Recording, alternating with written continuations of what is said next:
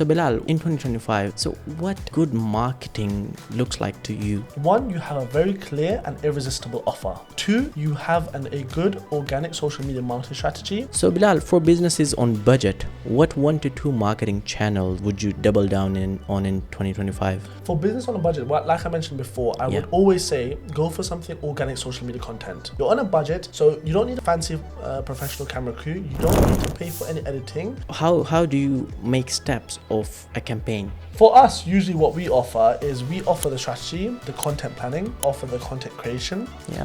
We manage the social media platforms for them. Nowadays, everyone is in hurry. Everyone talks about the attention span of the viewer, but no one talks about the business owners. They're also in hurry. They also need instant results. Like, I started marketing yesterday, today I need results.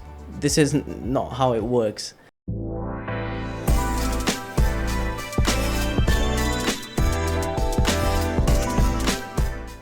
Hello everyone, welcome back to another episode of TeaTalk, and today we are joined by Belal. He's founder of Suri Marketing, and Suri Marketing is a really very big marketing agency of Birmingham.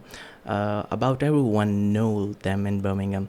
So today we're gonna talk about the real journey of entrepreneurship, and today we're gonna talk about that what's happening and like what's working in 2025. Hello Bilal, Assalamu alaikum. Assalamu alaikum, brother. Thank you so much for having me. It's really a pleasure. Yeah, thank you so much for giving us some time out of your busy schedule. It means a lot. No, I appreciate you guys having me, and that's really Okay, so Bilal, for those who don't know you, where are you originally from, and what brought you to UK? Yeah, so actually I was born and raised in London. Yeah. Okay, so I spent most of my life actually in London, and before moving to Birmingham recently. My parents, they're ethnically from Afghanistan. They moved here. My father moved here when he was roughly around 20 years old. He was quite young when he came here. And then he basically started his own journey over here initially.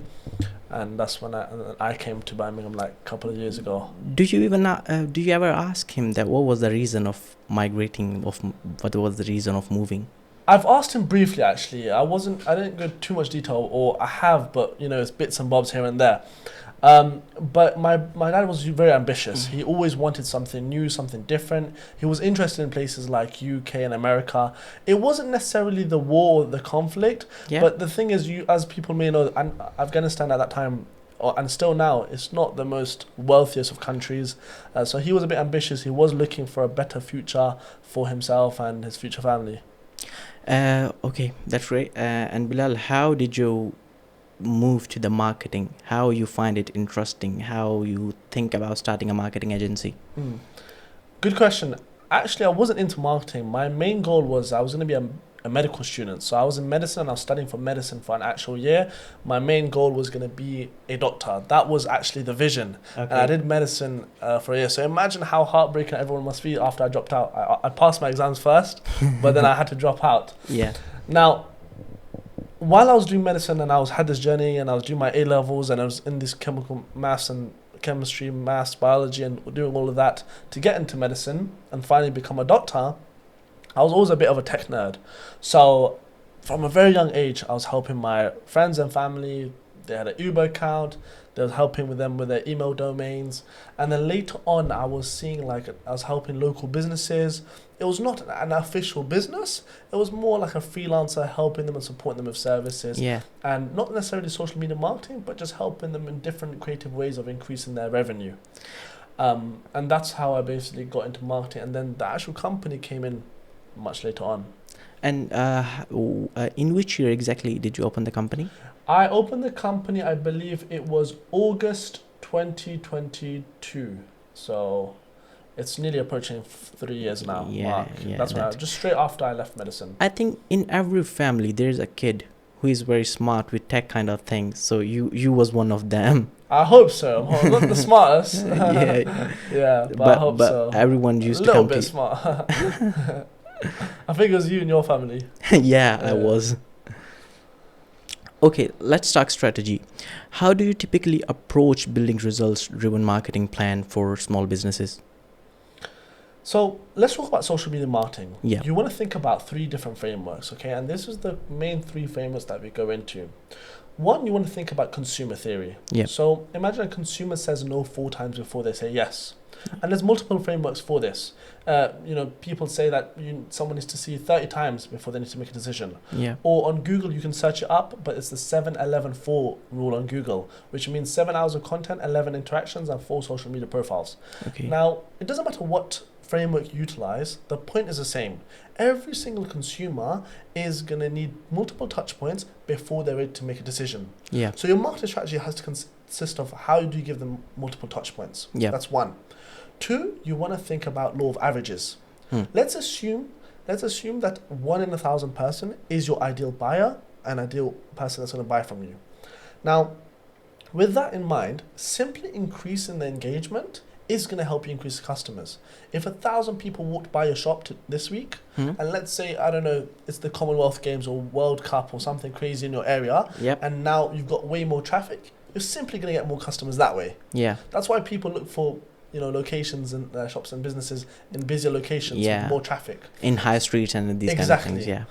And finally, and this is most important, but if you have a brand which people can recognize and you are able to tell your own story, you're going to get much better conversions. Yeah. And what will happen is, let's say before it was 1 in 1,000, maybe you're going to get 3 in 1,000 customers, okay? Because people now recognize you. For example, with me, I personally think there's a few coffee shops that I really like their coffee. Yeah. But if I'm in a different city, I will always go to Chaiwala. Yeah. Why? Because Chaiwala is a trusted brand. I know exactly what I'm going to get, and that's what I'm thinking. So those are the kind of frameworks that we kind of want to consider before thinking about the marketing strategy and what we're going to be doing and what kind of content are we going to be looking at. Yeah. So what do you suggest to the small businesses that how often they should post something on social media and how often they should keep on coming on social media? For small businesses, the biggest tip that you can start off with and the biggest thing that you can do to get results is you can start off with organic social media content. And I'll tell you why. One, you can start off with just your phone and simply, you don't even need to do editing. You don't need a professional camera crew. Start with a phone and just start creating content. Yeah. How often? Obviously, I'll always promote more the better. If you're able to keep the quality high and also be very, very consistent, 1 video a day, 2 videos a day, the better results you're going to have. Yeah. But I'll always, for smaller businesses with smaller marketing budgets, I'll always promote an organic social media marketing strategy only because of the return of investment is very high for how much you're spending, which is very little. Yeah. Get your camera out, spend some time, no fancy editing, no professional camera crew, keep it authentic, tell your story and talk about what you do. Yeah. And I would say don't directly market. And how you think that good quality of content, like quality wise, I don't mean by content the copywriting and these kind of things, the good quality of video, good quality of editing, how does that make any difference? It makes a massive difference. Okay, and when I say good quality editing, it doesn't really necessarily mean a massive fancy edit of a video. Sometimes when it's over polished, you might get negative results. Yeah. People are looking for authenticity. People are looking for something that they can relate with. Yeah. And I feel like sometimes when it's over polished, it doesn't do too well. Yeah. Even when we've seen it with ads, when we have an over polished videos and over polished ads, it doesn't perform as much well. However, that doesn't mean there's simple fixes you can have. Don't have a blurry camera. Yeah. Okay. Don't keep it very, very tacky. Yeah. Make sure that what you're talking about and what you're producing and what you're showcasing is good. And especially, I think what social media platforms suggest themselves that do focus on the audio quality because it matters a lot. Audio 100%. Matters. Yeah. So what are some marketing mistakes that you see business owners makes and they keep doing it again and again? A few marketing mistakes I see business owners facing is that, one, they don't have a clear offer.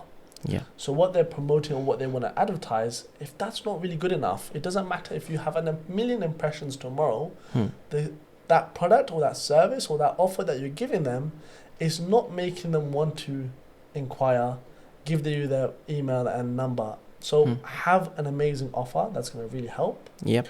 2, I would say don't...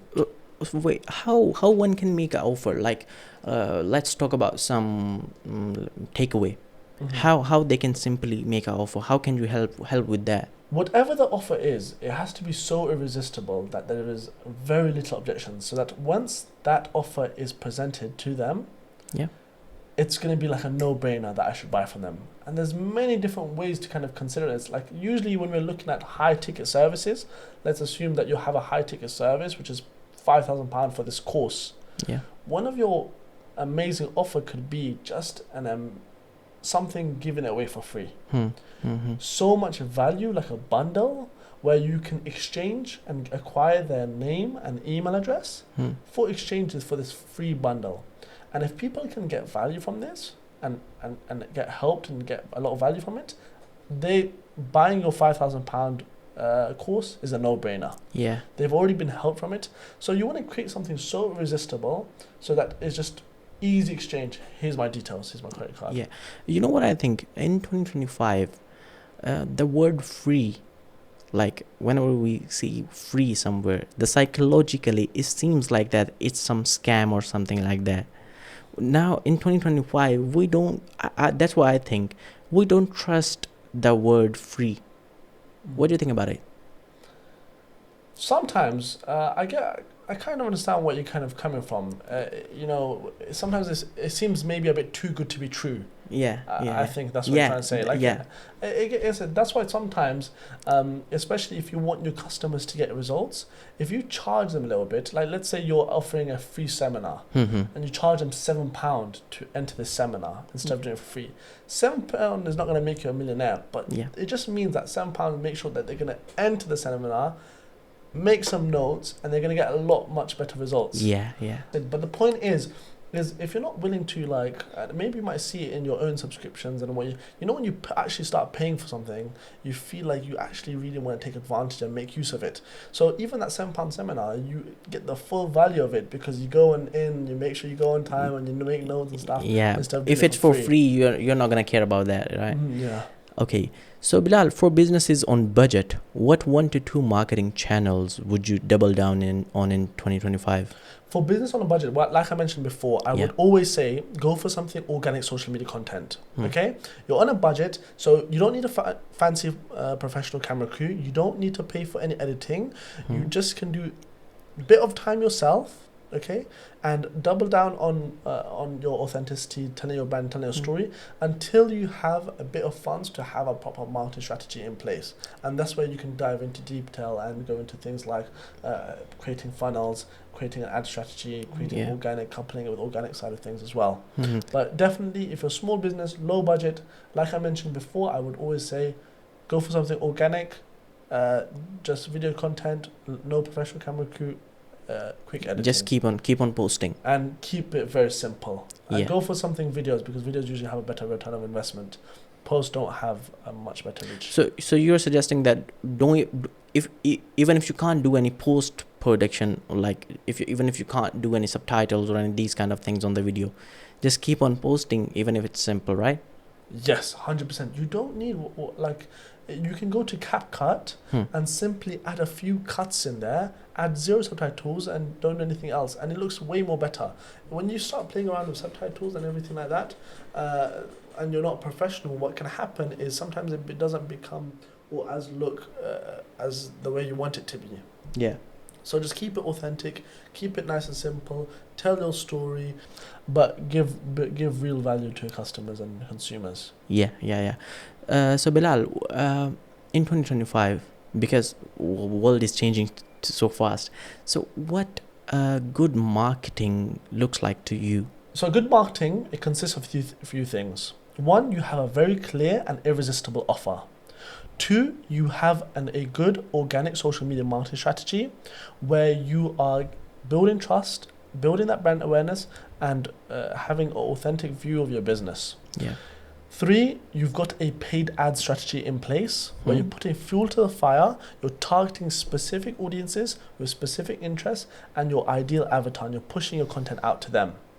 And finally, a funnel or landing page, or depending on if you're selling products or services, or a system where you are able to, let's assume it's a service base, a nice landing page or funnel, and a nice follow-up system where you're consistently educating, nurturing potential leads. Because most leads aren't going to buy straight away. Yeah, yeah. You know, it's like asking someone to marry them on the first date. You know, most people are not going to buy straight away.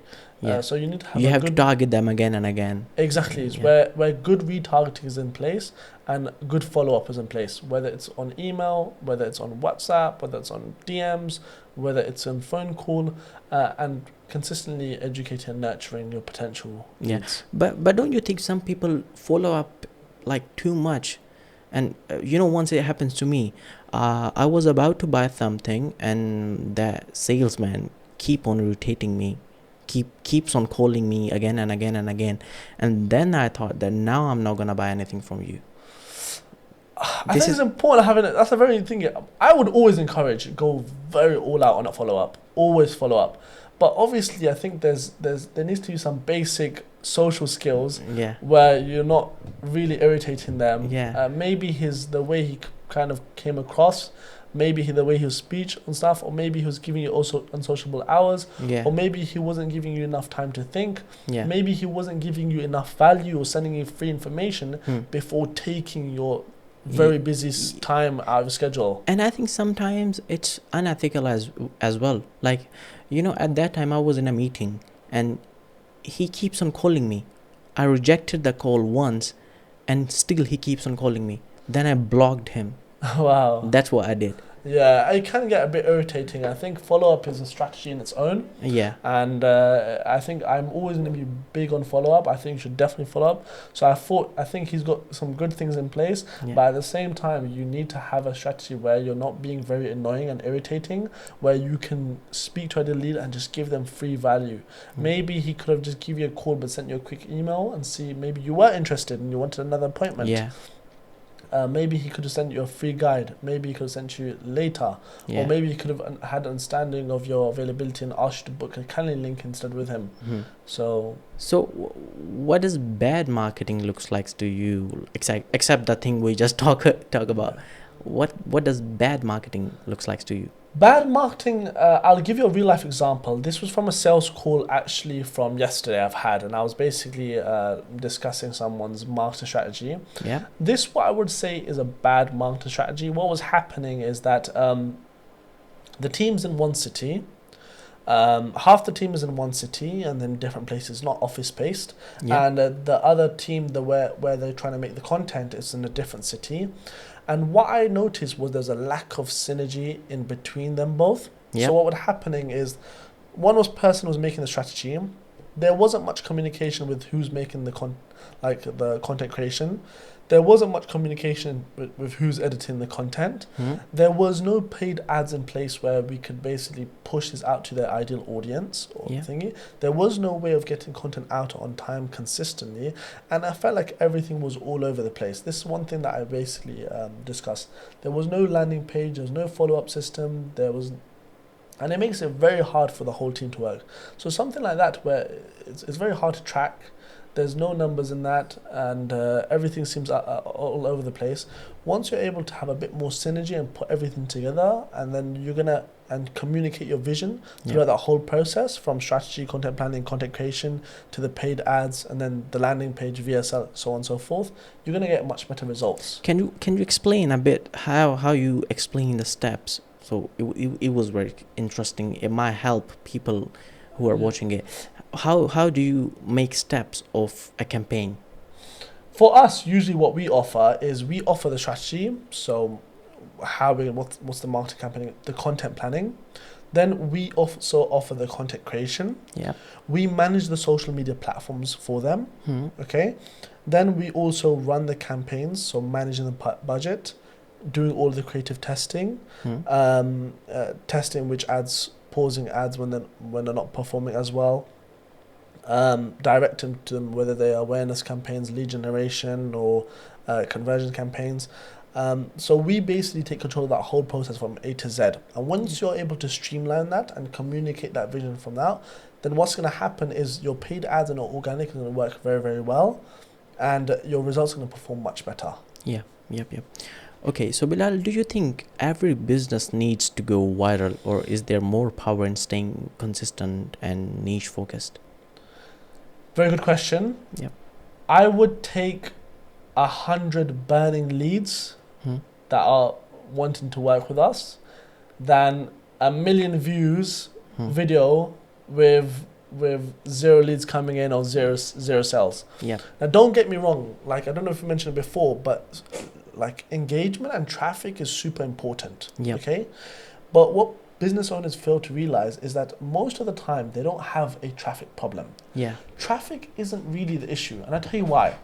If you have a credit card, you can simply pay Facebook, Instagram, TikTok, Google a bit of money, and they will give you many views and many engagement. Yeah. Traffic isn't an issue, but the main thing is once that traffic actually comes into you guys, okay, and gets landed to your offer or to your landing page, what do you guys do with that traffic?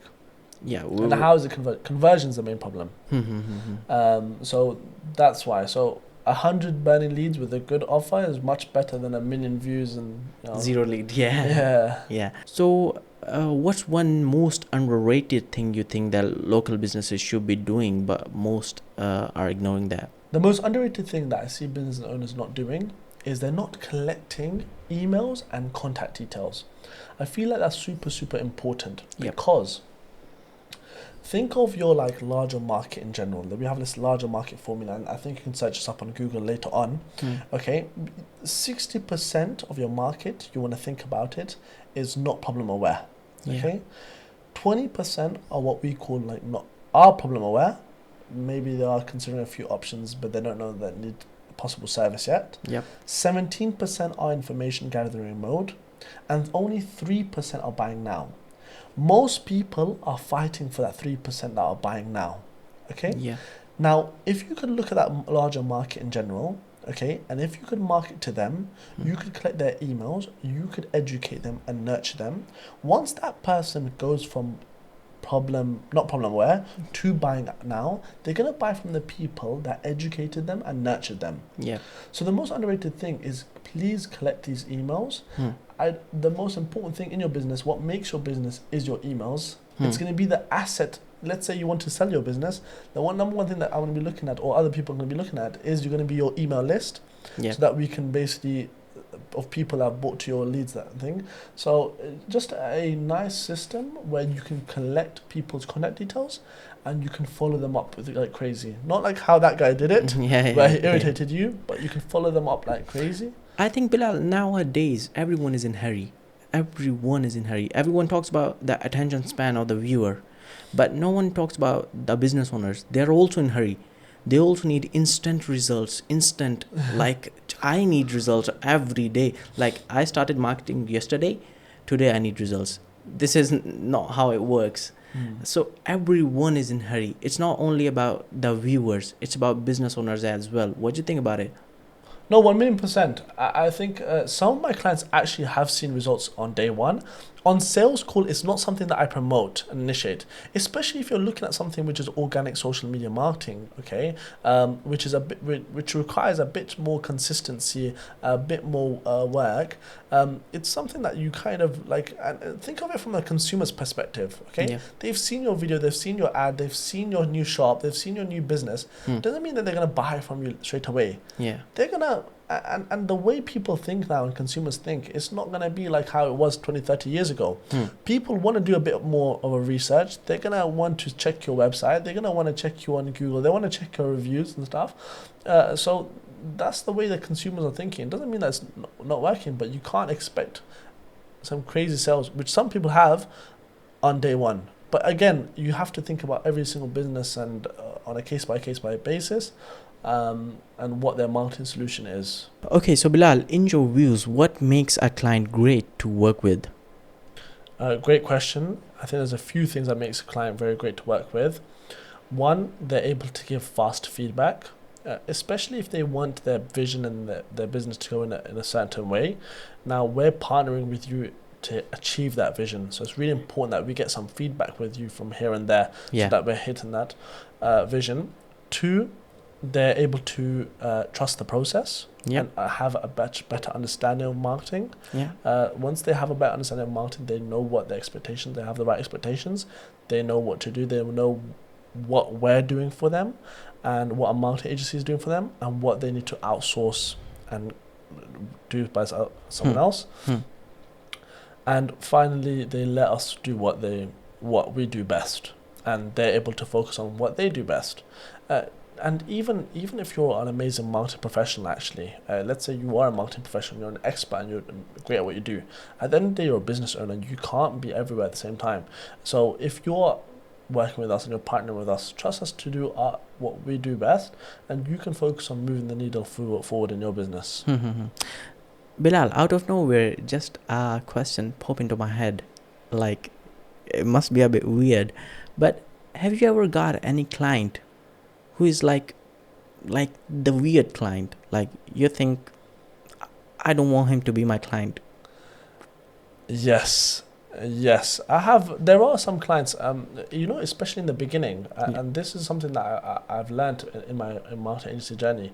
Is before when I first started, is anyone that came through the door, oh yes, come be my client. Okay, and now I don't know if you've seen our proposals and our packages. We do have some set proposals, or we do create most time bespoke solutions, but in there we always add only if you're eligible. Yeah. Okay, and it's very, very important because sometimes our proposals will be shared from like, oh, this is how much they're charging. Here you go, Sam. Have a look at what they do. Yeah. But I'm not going to provide that same service to Sam. Yeah. Or I don't want to work, or I can't give Sam that value. Or maybe I notice that as an individual, I don't think we can partner together. Yeah. And the thing is, the partnership is very, very important. It's not like a little small phone subscription or something like that. It's something that we're going to be working on day in, day out to help increase customers and revenue. So in the beginning, there was an odd few, but over time you realize, look, your services aren't for everyone. You were looking for a specific clientele. You're looking for specific people. You're looking at specific business owners that want to grow their business, and you're not here to work with everyone and anyone. Have you ever gave a free trial to any client, like 2-month free trial, and like once you'll understand my question better. Once a customer came to me and he said, create a trial website for me. What did you say? The trial website. And I was like, the website, how can you go to a builder and say, create a trial home for me? It don't make any sense. I think with some services you can. Okay, yeah. Some services, like let's say for example Apple products, some subscriptions, they give you some sort of trial, and it's an amazing marketing tactic because you get it, you use it, and you don't really want to cancel it after because you've just met. And I saw one of Apple's marketing tactics is they keep their phones on display. It doesn't look like an actual shop, it looks like an experience. So when you come in, you try the phones, and literally on the marketing ways of how Apple does it is you check it and it feels like, okay, that iPhone is mine, and you don't want to give it away, and you feel more inclined to it. Now in my business, I think for some services you can, but in my business, I've never ever given a free trial. In the whole nearly 3 years, I've never ever given a free trial. I feel like if you want us to commit, obviously it does come with an investment, and we want you to take it very, very seriously the way we take it seriously. And I feel like sometimes if you give that away, especially like a crazy service like that, if it's a £10, £20 subscription, it's not a problem. But we want to partner together, and we need you to commit. We need you to take it seriously. We need you to give us the resources to make it happen. We need you to be available on content shoots. So things like that. So no, I have not actually given any free things, and that's interesting that we've said a trial website. Okay, so Bilal, if you could rebuild your agency from scratch today, what would you not do again? Especially when I first started, I was actually focusing on the wrong things. I was trying to make my website look pretty, and the graphics look pretty, and my everything was just, my priorities were all a mess. Hmm. So one, I would get my priorities straight. One important thing in business is having sales and customers. Yeah. So making sure that you're having sales and customers, because that's going to be the bloodline, and that's going to fund every single thing. It's going to fund your employees, better staff, better equipment, better resources, better campaigns, better technology, better mentorships, better training and education. So one, I'd get my priorities straight. Two, I wouldn't price as low. I feel like in the beginning you're always looking and trying to win for clients, Yeah. but sometimes it's often you undervalue yourself, Yeah. and that's what I did as well. Is I felt like I was undervaluing my services, and I think I was probably working maybe less than minimum wage. Three, I wouldn't say yes to every client. I think that's very, very important. Finding a niche, finding a service, finding something specific that you can kind of focus on will really, really, really, really help. There was some stuff that I did good in, but I think what like everything, all this advice that I've got and all learned in, because I'm now franchising, I'm able to give this advice to other people. So my franchisee that's just started in Leicester in around start of this year, he's not had to undervalue himself. He's got the final polished product, Yeah. so that he's able to charge high ticket.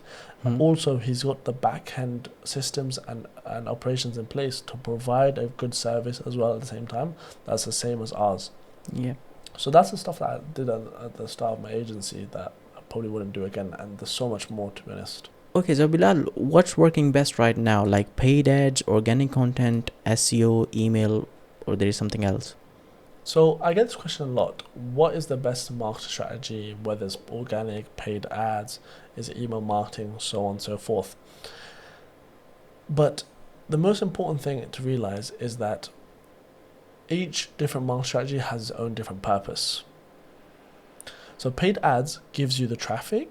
Organic social media content, it allows you to test creatives and also to build trust. And that email marketing automation and the funnels, it allows you to consistently follow up, educate and nurture your ideal audience. So I wouldn't really focus, especially if you do have the budget for it, I wouldn't focus on one different channel. I think the beauty comes in when you're able to use both of it, like all of them in place, and stack them all together and leverage different marketing tactics. What about the search engine optimization? Leveraging different marketing strategies and different channels is going to really help boost your business and awareness. Don't stick to just one. Although some have better ROI than others, leveraging them all together will give you a better ROI in general, especially if you have the budget for it. What did you personally like prefer for your own brand? If you have an option that you can use only one, like out of all these tools, what would you prefer? Very good question. This question got asked to me actually yesterday on a sales call again. Yeah. Because this lead that I'm speaking to, he had the same question. He's a bit confused because he doesn't have the budget for it. Does he go for organic or paid ads? If I had to, I would have a very irresistible offer and I would just run paid ads. Why? Because I would have amazing traffic and I'd have the fastest amount of results as quick as possible. So that's what I would do. Yeah. Now, it doesn't make the others bad. It just means they have a different purpose. And if I had to pick one, this would give me the fastest return of investment. Yep. That's great. Now, here comes up, like, I really like this question. What if someone come to you with the budget of £1,000 to get the clients fast? What would you advise them to do? Good question. This is what I just mentioned just now. The only advice I would give with such a small budget, okay, of £1,000, I would say to you, please just have an irresistible offer and use the rest of the budget to do paid ads. The rest of the time, I wouldn't spend money on this, but I would spend the rest of the time and budget on following up and messaging them and email sequences. That's the best way to spend that £1,000. Yep. Okay. To give you the fastest return on investment. And what do you think, how much budget a small business should invest in the marketing? Good question. I don't want to really... there's actual frameworks for this. I don't want to give an answer that I'm not going to stand by or I won't believe in, because I think there's like different percentages that you guys can use as well. So I wouldn't be the best person. I wouldn't know how to answer this in the best way. So I'm not Yeah. going to answer it, if that makes sense. So business need to decide themselves. Yeah, it's something that you need to. The thing, look, it's a very good question, but it needs to be done on a case by case basis. I've seen online that it's X amount of your revenue and things like that. Mm-hmm. But you need to look at your business. You need to look at your margins, and everyone has different margins and the kind of sale that you're doing, and something where you're investing in and you're getting a decent return of investment out of it as well. So where you can see the return. So very hard, difficult question to answer and to actually quantify in terms of numbers. Yeah. So Bilal, what's the biggest shift you have seen in how people buy? Like, how should business adopt? The biggest shift I've seen is that people don't just see something and buy straight away. Trust is earned faster, but it's lost easier as well. Yeah. And what I've noticed is people will now see your ad, people will see your business, and what they will do is they will now search you on Google. They will check your Google reviews. They will check you on social media. They will check your credibility. So it's really important that you have everything in place to basically educate, nurture them, and acquire these customers. So people are sniffing around much more, checking websites, checking different social media handles before they're ready to make a decision. Bilal, how do you help your clients turn marketing leads into actual paying customers? Good question. Most leads aren't dead. They're just not ready to buy. I don't know if you're not mentioned, like when I discussed before, where I said that 60% are not problem aware, and then 20% are problem aware, so on and so forth. Only 3% are actually buying now. Yeah. So it's really important that you're, educating your whole market, and we do this with good content, with retargeting, and with email sequences. So email campaigns where we're consistently sending them and nurturing them with emails every 2-3 days, depending on the campaign. And that way you can convert them from, like I said before, it's like asking someone to marry them on the first date. So it's like, you first get to know them first. And same with the customer. They're trying to get to know you. They're understanding you. Will your services work for them? How are you different to different competitors? Before they say, yes, here's my cash, here you go. Okay, Bilal, let's talk about the funnels. How important do you think the funnels are? Like, what does a simple but effective funnel look like? Very good question. I think funnels are super, super important. And I feel like funnels have been very overcomplicated. Yeah. Okay? We don't need to overcomplicate it. It doesn't need to be super fancy with a super fancy website with super fancy editing. All it needs to be as least friction as possible. So what you want to do is something to capture leads. Okay? A way of capturing contact details. Yeah. 2, having an irresistible offer. Okay, like a landing page with one irresistible offer. Maybe a scroll-stopping ad, something that's like, wow, I want to find out a bit more information. I'm interested in their free guide. Doesn't necessarily say you have to buy now. Yeah. And then a way of a DM or email sequencing, where you can retarget your audiences and send them consistent DMs and emails. Bilal, what do you think? What matters the most? The design of the funnel or the copy of the funnel? The copy is super important. Yeah. The copy, it has to be, and that's why I mentioned before, I don't want you to overcomplicate it, make it super fancy and super, super crazy. You just want it to be very, very simple. What is your offer? What are you giving them? What do they get? And what do they need to give you, which is their email and their contact details? There is another question. What do you think? What is the best call to action? Like, should people ask them to fill the form, or contact on WhatsApp, or call them? What do you think? What is the best call to action? I don't know if you know about Alex Hormozy. He's amazing, amazing content creator. I'm a big fan of him. Yeah, he's very, very good. With him, he's like, Never have call to actions in actual videos. Hmm. Okay, so the videos are just basically there. The organic content is just there for just nice value driven content. Yeah. Okay, and then the call to action is actually in the ad. So when it's basically repurposed for an ad, then you can say, hey, here's something, here's this free guide, Yeah. or this seminar we're going to get X amount of volume, or it's in the copy of the caption. Yeah. So it's very, very very frictionless. It's not very aggressive. It's not saying buy now, and the sale seems very like without friction, basically. I think people don't like the call to action buy now. Yeah, but it's not very like it's very generic, I guess. and it's tacky as well. Yeah. A sale needs to be seamless. A sale is done when the value given exceeds the price. And that's when a sale is done. So it needs to be very seamless experience. Yeah. Okay, Bilal, running an agency is not easy. What's one hard truth about marketing that most people don't talk about? Marketing, the one thing that I want to do is the one thing that I want to change people's perspective on is that people, and this is a bit hard, you've got to be very careful about how you explain this to your clients and customers. But one thing that we explain to them is that no one actually cares about your business. No one cares about your product. No one cares about your service.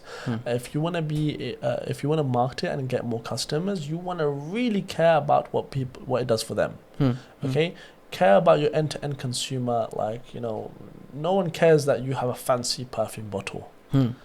Does that make me seem super fresh when I go to a gym? Yeah. Is it going to turn heads when I walk past people? Am I going to the local mosque and everyone's, that's the kind of things. Yeah. When you start focusing on what does it do for your ideal customer and ideal consumer, and you focus on them and you understand that all customers are super selfish, your marketing is going to get so much better. That's right actually. Bilal, what's the biggest sales or marketing advice you have ever received, and who gave it to you? He didn't give it to me personally, but I do watch him. I'm a fan of him. But Sabri Subi says, make offers so good that people feel stupid saying no. So make it so irresistible that people feel stupid saying no. So you can have average marketing, but if your offer is amazing, if the experience that you're giving, or the product or the service or the restaurant or it doesn't matter. If that is so irresistible, it's gonna always win every time, even if your marketing is Bilal, not do the you best. also help your customers creating the offer? We work with them. To be honest, we're trying to work on things so we can judge on how offers are made. We're very, very involved in the offer, but sometimes with the offer, and this is not always about price. I think some people misconstrue it. Offer doesn't mean sale now X amount. Okay, but we do help our clients with them. With the offer. Wait, let me answer the question properly.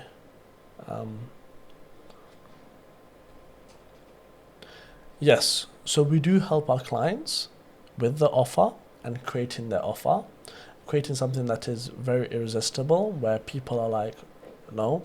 We will advise our clients when we feel like their offer isn't quite strong enough. Okay, and that's usually, especially clients that are getting quite good traffic, they're getting good organic results, but they're not seeing much sales coming in through the back end. Okay, and then that's something that we'll be basically assisting with.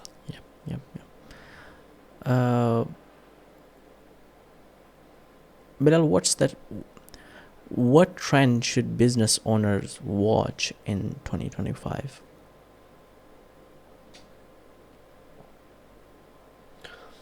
Few trends that we've seen is, AI is becoming much more common. Yeah. You can get human-generated faces, okay, and now, so you can get automated content, and at the same time you can get much more authenticity because you can have humans behind the brand. I will always advise getting business owners, especially for small and medium-sized businesses. I always encourage getting actual staff and team members. I don't know if you noticed, but if you see Curry's marketing, it seems very authentic. It feels like they're actual staff and they can actually help the brand. Yeah. Before we used to use a lot of models and things like that, but once it's a bit too over-polished, it doesn't look too well. Yeah. And I would say using a lot more user-generated content for testimonials. Instead of using a fancy studio, like having like people trust other people and they trust that.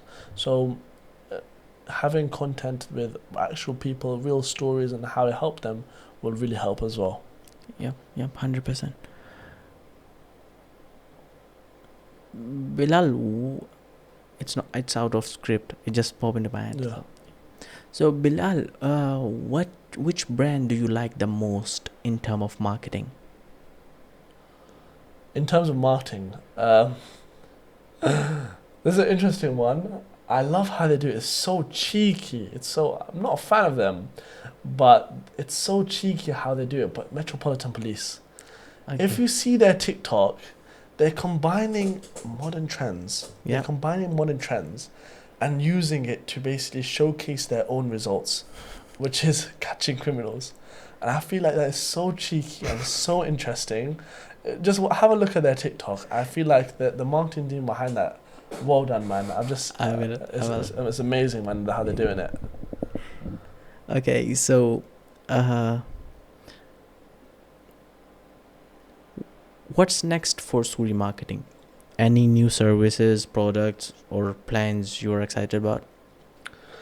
The main thing that we want to do for Suri Marketing, and I'm going to get my phone here as well so I can have the right things in place. Yep. The main thing for Suri Marketing is that we're now franchising, okay? Now, we provide a few things currently in our franchising opportunity, okay? So what we want to do is, one, we give them the full training of the agency model, which includes AAA access all areas. Now, some people give you an educational program, just that's £6,000 alone. So we basically include that. Two, we basically, same way as a franchise agreement, you basically share one website, so you're saving thousands of pounds on the website. We upgrade our website every single month. Yep. Three, they get rights to use our brand, reputation, portfolio. So what will happen is getting clients for them is going to become so much more easier. Currently, we have one franchisee at the moment. And four, we give them leads in their franchise locations. So for us, generating leads is quite easy. We have a much more operational problem and we want to expand. So in that case, that's why we're very interested in having and getting on board new franchisees. We also help them that create their offers and packages. So Leicester Suri Marketing didn't need to start at £100 a month, £200 a month. They can provide a high-ticket service and provide really good results. We help them with the marketing campaigns. We give them 1,000+ videos that I've recorded over the last 3 years, and so has my team. Standard operating procedures, frameworks, workflows. So they have a full end-to-end system where they're getting customers and clients, but at the same time, they're giving them a really good service. These clients' retention is quite high. They love their service. They're getting good results. One of their clients, Ocean Wave in Aylesbury, they just got published in the news just the other day. It literally said, I think the article was like, don't quote me, it's like chip shop went viral on social media. Yeah. So they get some really, really good results as well. That's the main thing that we want to kind of push out for currently at this moment in time. Are you planning about launching some product or something like that? I'm interested in a Suri perfume. Okay. Now, that's not really to make money. The reason why I'm thinking of a Suri perfume is this, is let's say I give you a gift and I give you my perfume. It's very unlikely you'll throw away compared to a business card. Yeah, A business card you might put in your pocket, you might throw away. But if I give you my perfume, especially if you like it, you're going to keep it in your cupboard and you're going to keep on thinking about it. Yeah. So that's a product that I'd love to launch. What does Suri exactly means? Sher Shah Suri, he was a warrior in South Asia, and what he did is he brought a lot of innovation. He brought out the railway system, and he brought a lot of innovation. As a very innovative warrior, and that's what we wanted to think about. We wanted to do things outside the box. We wanted to think innovatively. So I got the name from him. Okay, so Bilal, final advice. What would you say to business owners who feel stuck and overwhelmed with marketing? So what would I say to a business owner that feels overwhelmed with marketing? The solution is very, very, very simple. Just outsource it. Focus. You want to think about it this way: 4% of all of your business activities are giving you 64% of the results. Okay, so if you can have a framework in place where things that you're not very confident in is taking a lot of your time and resources, then just simply outsource it and delegate it to other parts of the team. But more practical advice, I'd also say, don't overcomplicate things. Simplify things down a lot. Think of one offer. I feel like people chase trends a lot. Oh, let's try SEO and let's try organic and let's try paid ads. Yeah. Let's try TikTok. Let's try Instagram. Stick to one platform or stick to a few different platforms. Yeah. Okay, dial in, perfect it, have that one offer, be consistent, show up every single day. And what will happen is, because you're showing up every single day and you're being so consistent, you're going to become really, really good at it. Yeah. Okay, because you do it so much. I feel like one of the reasons why we're very, very good at marketing our company, one of the reasons is because we've done so many campaigns. One, we do it for our own clients, but we provide a lot of white labeling as well. So a lot of agencies, because let's say that you start up an agency from your bedroom, and maybe you don't have the staff, the resources, or anything like that yet, you outsource it to an agency like us. So we'll white label the work for you and we'll provide the service. Yeah. So be super, super consistent, show up every single day. And when you do so many campaigns and you get so many videos and so much ads and things like that, you become really, really good at it. So that's the most practical advice I'd give. And if you can't do that, then outsource it. That's the best thing. Yeah.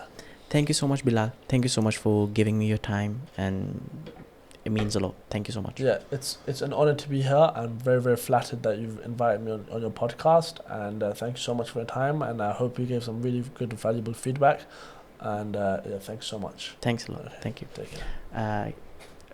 For all of you, keep watching, and if you like the video, please do like and subscribe. Thank you so much. Allah Hafiz.